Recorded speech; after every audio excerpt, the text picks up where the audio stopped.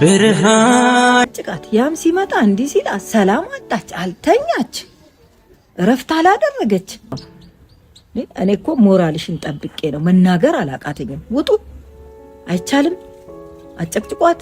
እሺ የሩታ እናት አብርሃምን እንዳገኙት ሰምቻለሁ ማለት ነው። አሁን በምን አይነ ነው የሩታን እናት የማየቱ ሞራል ራሱ ያገኘው ማለት ነው? አይሚን አላቅም፣ እኔ ምን እንደተፈጠረ አላቅም። ነገርየውንም ሚዲያ ላይ ይልቀቁት አይልቀቁት እማቀው ነገር የለም። ግን ደግሞ አብርሃም ቀጥታ የሩታን እናት አግኝተህ እንደተነጋገርክ ጭምር ሰምቻለሁ። ያው እንደ እናት እንደ ወላጅ እናት ይህን ነገር እንደሚያደርጉ እኔ ከዚህ ቀደምም ተናግሬያለሁኝ። ምንም እንኳን እሱ ሄዶ ሌላ ህይወት ለመጀመር ሙከራዎችን እያደረገ ቢሆንም እንደ እናት እዚህ ጋር የልጃቸው ትዳር እንዲበላሽ የሚፈልጉ አይመስለኝም። ይሄ ልጅ የፈለገ ነገሮችን ቢያበላሽም የፈለገ ቢጨማለቅም በተቻላቸው መጠን እንደ ወላጅ ሁለቱንም አውርተው መፈታት ያለበት ችግር ካለ የሚፈታበትን መንገድ ይፈልጋሉ እንጂ ልክ ሌሎች ሰዎች እንደሚያደርጉት ሮጠው ወደ ማለያየት የሚሄዱ አይነት ሰው እንዳልሆኑ ስለማቅ ይህንን ነገር ይሞክሩታል ብዬ ተናግሬ ነበረ። ስለዚህ ዛሬ ላይ አግኝተው አብርሃምን ስለተፈጠሩት ጉዳዮች በመካከላቸው ስላለው ጉዳይ እንዳነጋገሩት ሰምቻለሁኝ። እኔ ምን ሞራል አለህ ነው አሁን አብርሃም? እኔ እግዚአብሔርን አሁን አታፍርም? እኔ በጣም ማለት ነው አንዳንድ ጊዜ አለ አይደለ ከኛ የማይጠበቁ ቃላቶችን ተናግረን ከኛ የማይጠበቁ ነገሮችን አድርገን ይሆናል አይደል ልክ የሚያሸማቅቀን በጣም ብዙ ቦታ አለና ይሄ ለአንተ እጅግ በጣም የሚያሸማቀቅ ቦታ እንደሆነ በደንብ አውቃለሁኝ። አይናቸውን ቀና ብለህ እያየ እንኳን ስለተፈጠረው ነገር የማውራት ድፍረት እንደሌለህ በደንብ እናውቃለን። ምክንያቱም የእናንተ ነገር ከሚዲያ የተደበቀ ነገር አይደለም። በእርግጥ በባልና ሚስት መሀል በጣም ብዙ ነገሮች ሊፈጠሩ ይችላሉ። ግን ደግሞ የእናንተን ምንድነው ለየት የሚያደርገው? እያንዳንዱ ሞመንታችሁ እያንዳንዱ እንቅስቃሴያችሁ ሚዲያ ላይ ጭምር የሚወጣባችሁ አይነት ሰዎች ናችሁ እና ከማዘር እይታ የተደበቀ ነገር የለም። አሁን ዋሽተ ማለፍ እንዳትችል ማለት ነው። እሷ እንዲያርጋኝ ነው ይሄ ተፈጥሮ ነው ምናምን እንዳትል እንደዚህ የተፈጠሩ ነገሮች የሉም። ሩታ ወደ አዲስ አበባ ስትመጣ አንተም ነበርክ።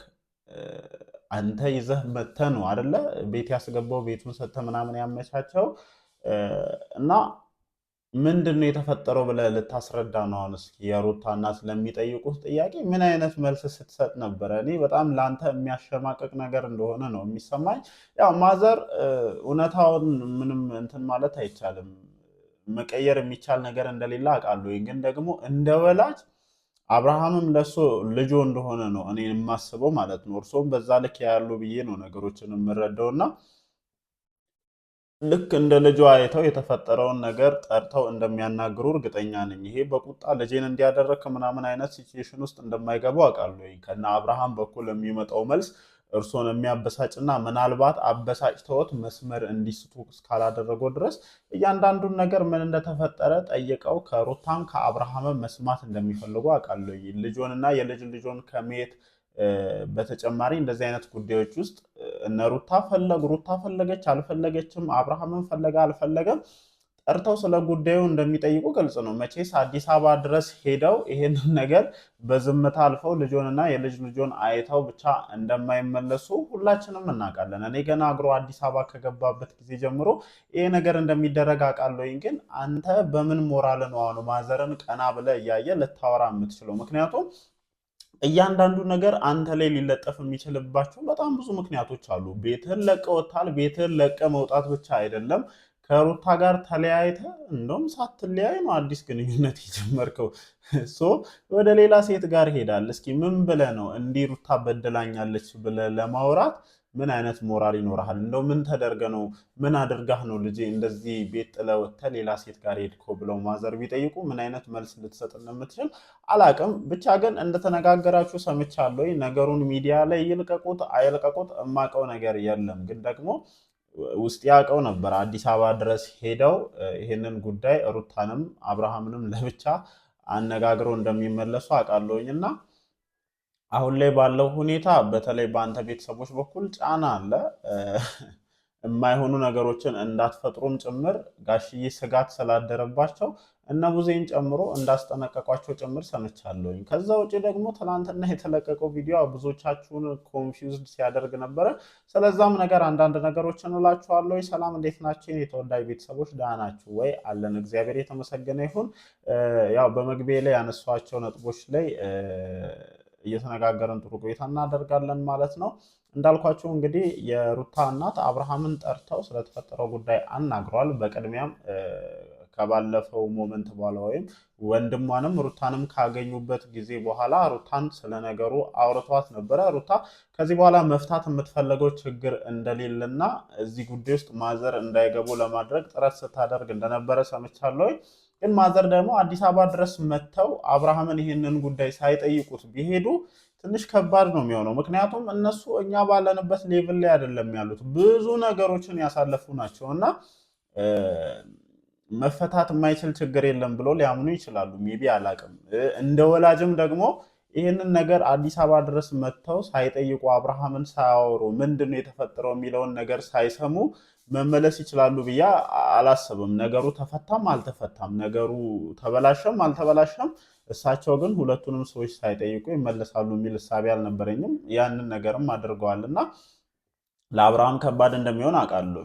ምክንያቱም ሌላ ቦታ ላይ መታችሁ ተሰብሰባችሁ እየተሞላፈጣችሁ መልስ እንደምትሰጡት ለሩታ እናትም ያንን ነገር ታደርጋለህ የሚል እሳቤ የለኝም። ምክንያቱም ጭንቅላትህ ሁል ጊዜ ያውቀዋል አንተ ስህተተኛ መሆንን፣ አንተ ቤትህን ለቀህ መውጣትን፣ አንተ ሌላ ሴት አፍቅረህ ልጅህንና የልጅህን እናት መተውህን አእምሮ ሁሌም ይነግርሃል። በነገራችን ላይ ይህንን ነገር ማሰብ አልፈልግም ብትል ራሱ አለማሰብ አትችልም እና ውስጥ ጥፋተኛ እንደሆነ ስለሚያውቅ ደፍረ የሩታን እናት አይናቸውን እያየህ የማውራት ሞራሉ እንደሌለ አውቃለሁኝ እና ሜቢ ምን እንደተፈጠረ ባላቅም ግን ማዘርን በእንደዛ አይነት በመሸማቀቅ ሲቹዌሽን ውስጥ ሆነ እንዳናገርክ ነው እንደኔ የሚሰማኝ ማለት ነው።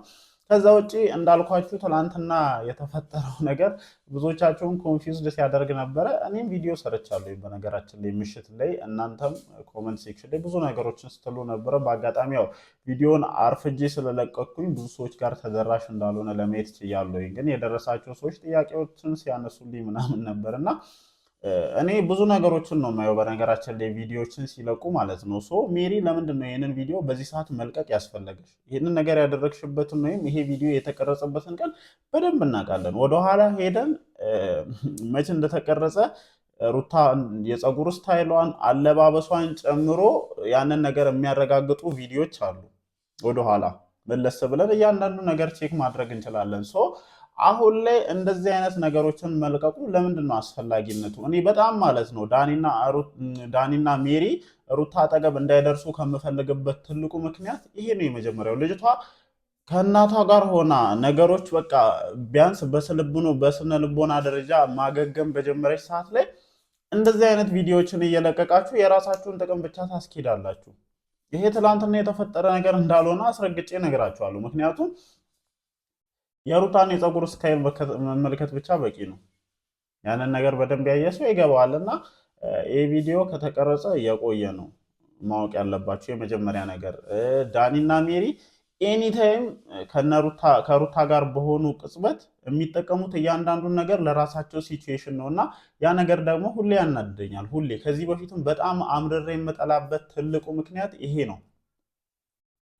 ይህንን ነገር ነው በጣም አምርሬ የምጠላውና ይሄ ነገር ነው እየተፈጠረ ያለው። ምናልባት ያልተረዳችሁ ሰዎች እና ትላንትና የተፈጠረ የመሰላችሁ ሰዎች ካላችሁ አትሳሳቱ። ይሄ ቪዲዮ ትንሽ ቀደም ብሎ ሩታ ራሱ የሆነ ሰዓት ላይ አብርሃምን ከሄርሜላ ጋር ችግር ውስጥ ለመክተት በተደጋጋሚ ሙከራዎችን በምታደርግበት ሰዓት የተፈጠረ ነገር እንደሆነ እንድታውቁ ፈልጋለሁ ማለት ነው። ለማንኛውም እኔ አሁንም ቢሆን ከነዚህ ሰዎች ራስሽን ጠብቂ። ከእናትሽ ጋር ነው ያለሽው። ከነዚህ አይነት ነገሮች ውጪና ጥሩ ጊዜያቶችን ለማሳለፍ ሞክሪ። ራስሽን ገንቢ። ከልጅሽ ጋር ጥሩ ጊዜ ብታሳልፍ የተሻለ ነው የሚል እሳቤ ነው ያለኝ ማለት ነው። ለማንኛውም ቪዲዮን ከለቀቁት ምናልባት ምሽት ላይ ቪዲዮን እያየን ሀሳባችንን እንደተለመደው ለመስጠት እንሞክራለን። ካልሆነም ደግሞ በለቀቁት ቪዲዮ ዙሪያ በተለመደው ሰዓት ሀሳባችንን እየሰጠን እንገናኛለን ማለት ነው። እወዳችኋለሁ። ይመቻችሁ።